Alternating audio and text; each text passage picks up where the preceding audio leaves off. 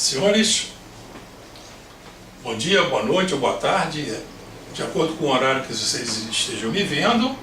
E estamos aqui no canal Antônio Vieira para dar prosseguimento a essas aulas de estradas, nessa fase de estudos preliminares em que estamos procurando selecionar as faixas de terreno que melhor condições tenham para receber uma estrada com um padrão de qualidade alto e se desenvolva por uma grande extensão da superfície da terra. Tanto pode ser rodovias e ferrovias.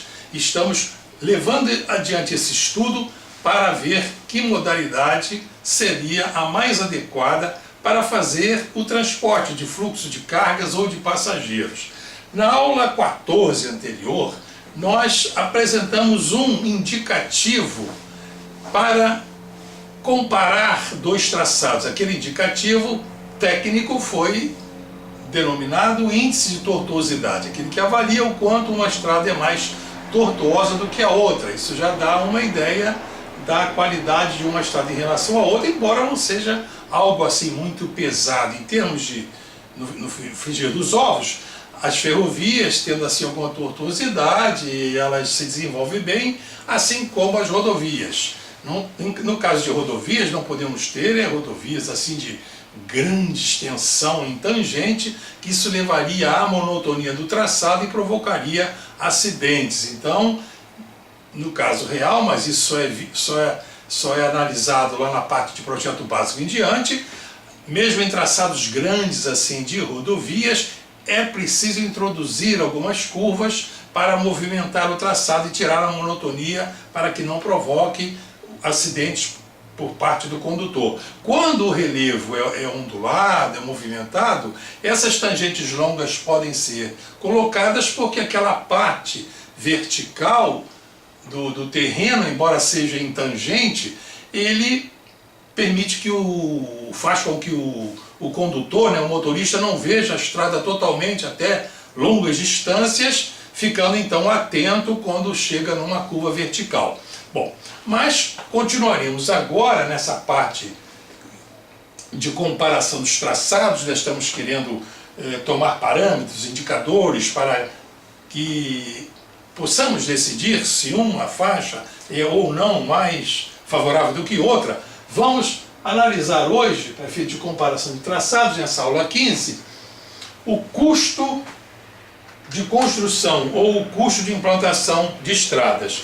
Eu coloquei aqui nesse quadro um resumo do que está escrito nas especificações do DENIT, Departamento Nacional de Infraestrutura de Transportes. Coloquei aqui para tê-lo como um guia. É só para não fugir muito à realidade, porque se um traçado for orçado com um erro assim um pouco maior do que o que poderia ser, isso não invalida o método de comparação, porque o outro traçado da rodovia ou da ferrovia estará inválido daquela mesma incerteza, e para efeito de comparação isso não é pesado, não é muito significativo. Mas vamos então ver esse quadro. Não sei se fica bem legível aqui essa distância, eu preparei antes para ganhar tempo, né? Então nós temos aqui o modal ferroviário ou rodoviário, e em relação ao terreno, a morfologia do terreno, o terreno pode ser plano, ondulado ou montanhoso. De acordo com essa classificação, a construção da estrada ficará maior ou menor. No caso aqui do traçado ferroviário e rodoviário em região plana, o custo em reais por quilômetro, esse preço unitário de reais por quilômetro da ferrovia é de 4.100.000 reais, e da rodovia 1.600.000 reais. No ondulado já vai a ferrovia para 4.800.000 reais, e no montanhoso a ferrovia continua crescendo para 5.200.000 reais, e o rodoviário no ondulado vai para 1.900.000 reais e no montanhoso para 2 milhões de reais. Mas aqui o que convém fixar nesse quadro é que o custo unitário da ferrovia é da ordem de 2,5 a 3 vezes o custo da rodovia. Isso é natural. A ferrovia naturalmente é mais cara do que a rodovia. Então nós temos aqui, por exemplo, 3 vezes 6, 18, 3 vezes 1, 13, 1, 4, né? Está dessa ordem. Então o custo da ferrovia, vocês fazendo traçados, aí na prática, ficando aí dessa ordem de 2 vezes e meia a 3 da rodovia, e a ferrovia mais cara, está dentro do esperado. Isso não causa assim nenhuma espécie, né? Agora, caso essa razão fique muito diferente, né, passe, o custo da ferrovia fique aí mais do que 3 vezes o custo da rodovia, isso é um indicativo, é um sinal que acende para que vocês retornem ao exame do traçado lá nas plantas, né, lá nas plantas que já foram feitas, o traçado que provavelmente vocês poderão melhorar aquele traçado, poderão ajustar melhor o eixo, as curvas de nível e de repente eliminar um túnel, eliminar uma ponte ou diminuir o comprimento do túnel ou dos pilares da ponte. Isso vai fazer com que o custo volte para essa razão, de 2 a 3 vezes. Em relação a obras de arte correntes especiais, que são túneis, viadutos, pontes, grandes obras assim de arrimo, muros de arrimo, e esses custos são, em termos da área, o custo unitário, reais por metro quadrado da plataforma. Eu adotei aqui uma plataforma aí da ordem de 7 metros, mas na prática, ou no caso real, pode ser a largura da plataforma da seção tipo da estrada ou de rodagem ou ferroviária pode ser diferente dessa, mas aqui para efeito de comparação isso não tem muito a ver. Então essas obras de arte especiais também variam de acordo com a topologia, com a movimentação do terreno, e vão de, aqui no terreno plano, R$ 4.500 por metro quadrado, num terreno ondulado, R$ 5.000 o metro quadrado, e no terreno montanhoso, R$ 6.500 o metro quadrado. Pelo DENIT, esse orçamento aqui, esse preço estimado, ele engloba a infraestrutura, a mesoestrutura e a superestrutura da obra. Ou seja, a infraestrutura, uma ponte ou do viaduto, é aquilo que tem abaixo do solo natural, são as fundações. A mesoestrutura é aquela parte que se apoia nas fundações e vai até o tabuleiro do viaduto ou da ponte. E a superestrutura é então aquela parte do tabuleiro ali da ponte, que fica ali direitinho. Em termos de ponte, pode-se adotar um custo da ordem de 20% maior do que o dos viadutos, porque normalmente as fundações da ponte são mais caras do que as de um viaduto, né? Porque elas já são feitas dentro d'água, aquela parte toda do viaduto já em terra seca. E a questão dos túneis, podem considerar, em princípio, os túneis orçados iguais às pontes. Então, se isso fugir, não tem problema, porque, como eu já falei a vocês, é um estudo comparativo. Então, vamos passar adiante, né? Nós estamos vendo, eu falei a vocês aqui, que os custos, eles têm como parâmetro, né, a morfologia do terreno. Ou seja, se o terreno é plano, é médio, é ondulado, é fortemente ondulado, mas como é que se pode saber ou estabelecer que o terreno é plano, médio ou ondulado? Então nós vamos estabelecer aqui como um certo parâmetro, dizer que o terreno é plano,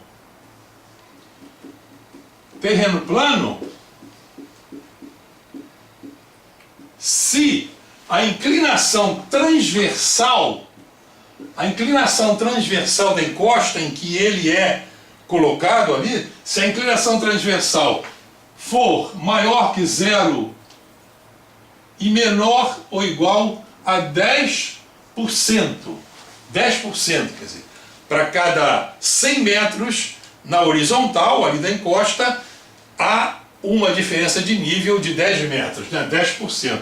Ele será classificado como ondulado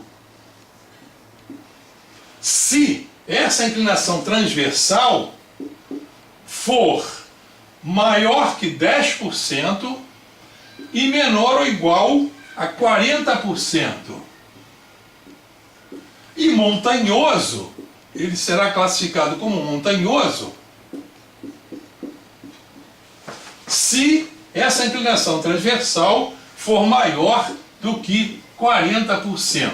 Então esses já são então assim os parâmetros para nos dizer se aquela obra, se aquela estrada está feita num terreno plano, ondulado ou fortemente ondulado. Mas como é que se pode então definir isso? Isso daqui pode se determinar, essa inclinação transversal pode ser determinada lá no traçado, na planta, né? Vamos supor que nós temos aqui as curvas de nível.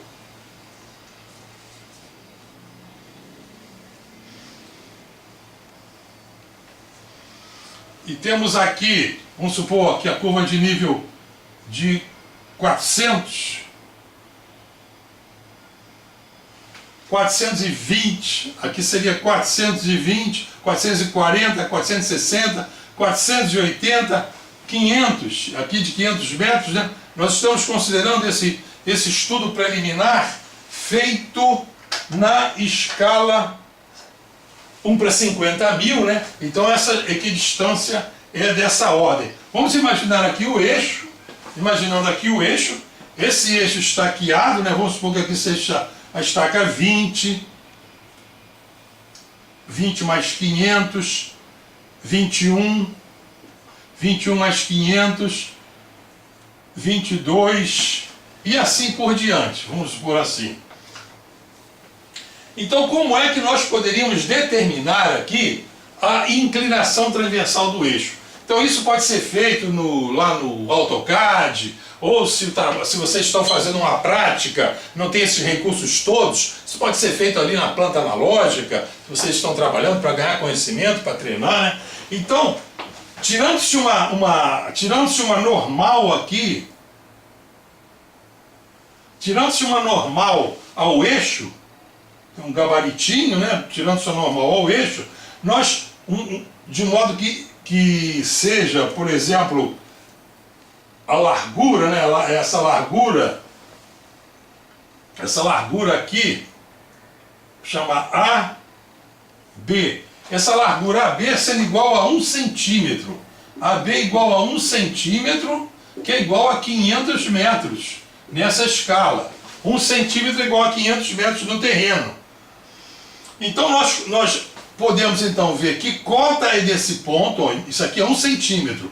Qual é a cota desse ponto menos a cota desse? Cota de A, né? Esse ΔH seria cota de A menos cota de B.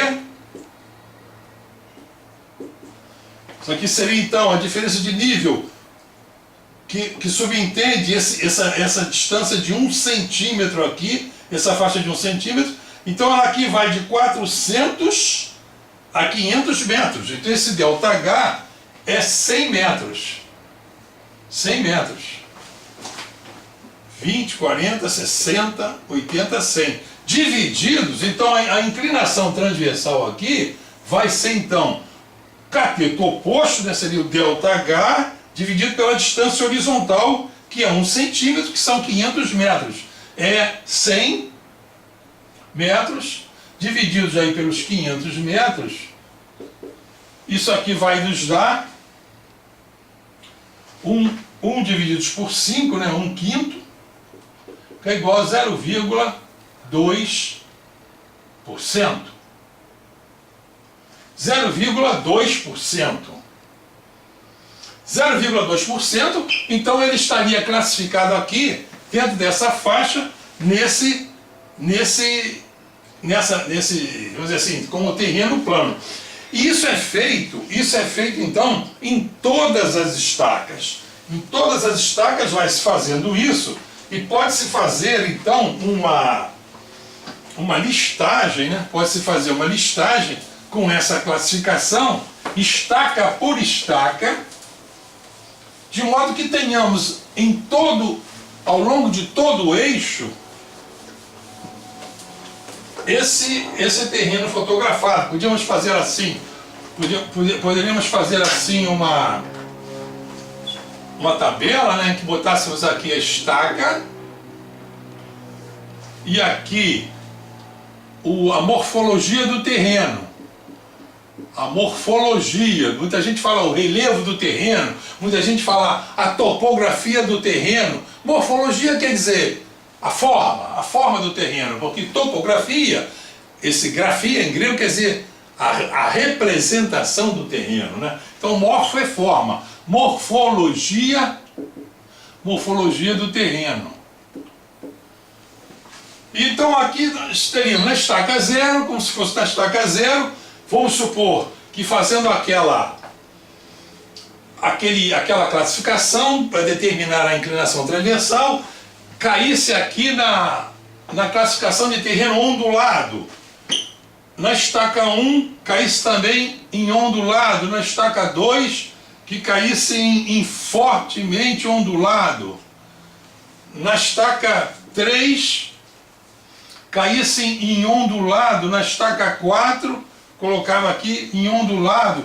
E assim por diante, ia se varrendo todas as estacas. Então repare o seguinte, nós temos aqui as estacas e aqui a tendência geral aqui é que o terreno seja ondulado, e apareceu aqui o fortemente ondulado, que às vezes é por uma saliência ou uma reentrância ali que apareceu, mas então isso deve ser desprezado e levado então para a classificação geral. Num caso desse particular, se tivesse ali um fortemente ondulado, teria que se considerar pelo menos duas estacas. Duas estacas, então, já estabeleceria assim uma distância entre dois pontos, que é 500 metros. E essa classificação, então, ia sendo feita, né? Então, tendo assim os vários trechos da estrada, então, tendo assim as estacas, né, o estaqueamento todo da estrada, rodovia ou ferrovia, e iria-se aqui então, nessa tabela, destacando os trechos que são planos. Planos, por exemplo, plano. Então aqui, esse trecho aqui, por exemplo, daqui até aqui, entre essas estacas aqui, estaca 0, não sei o que, aqui teria um certo comprimento, L1, plano.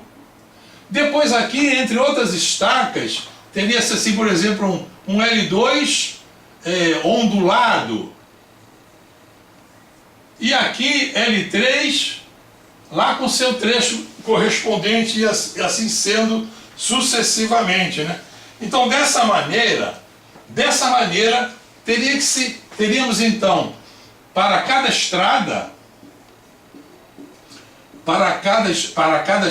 né, para cada rodovia, para cada ferrovia, então nós poderíamos ter aqui o somatório dos comprimentos planos, aqueles trechos planos, ia ter o valor ali, o somatório dos comprimentos ondulados, ia ter ali, e o somatório dos comprimentos montanhosos.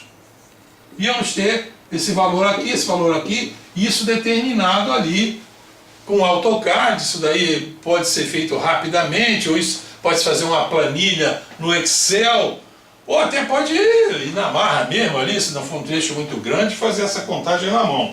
Então com isso nós já teremos todos esses comprimentos para naquele quadro inicial, aquele primeiro quadro, nós estaríamos ali já orçando, poderíamos orçar o custo da ferrovia e da rodovia, porque nós já temos, então, temos o preço unitário da rodovia ou da ferrovia, correspondente ao terreno plano, ondulado e montanhoso. Teríamos aqui os comprimentos desses trechos, então fazendo os produtos do respectivo preço unitário pelo comprimento morfológico, nós teríamos então o comprimento total da estrada, o custo de implantação total. Esse custo de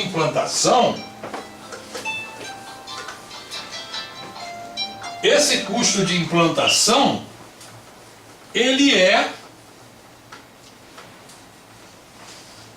aproximado, não é assim um custo que, baseado nele, vai se achar que a construção lá fique chegando. Esse é um custo médio, é um custo aproximado. Esses preços unitários foram tomados assim em média de obras já realizadas, que está no banco de dados ou das empresas construtoras ou do DENIT, está lá armazenado, mas não quer dizer que para aquela estrada real aquele custo está ali. Mas para efeito de comparação é válido, porque o que se errar numa, erra-se na outra. Mas você vai querer tomar como base nisso e querer já orçar a obra e não fazer o projeto básico, o projeto final de engenharia, que aí chegaria-se a um custo de construção mais próximo da realidade. Iria-se fazer aquela aventura que eu contei a vocês do início lá da Ferrovia do Aço, aqui baixinho entre nós, que ninguém nos ouça. Mas então, nessa aula 15, vamos parar por aqui e na aula 16 vamos fazer um resumo do orçamento dos itens que entrariam nesse custo de implantação estimado. Um orçamento que poderá ser mais ou menos detalhado de acordo com o que nós quisermos. Então, por enquanto, ficamos por aqui. E se vocês estão gostando das aulas, não se esqueçam de indicá-las para outros alunos. Estamos fazendo isso para dar apoio às aulas assim que vocês têm nas universidades, apoio aos cursos de topografia, que é muito importante que os topógrafos, os engenheiros agrimensores, os agrimensores tenham essas noções para que a sua formação profissional realmente fique valorizada. Então, até a vista, muito obrigado pela atenção.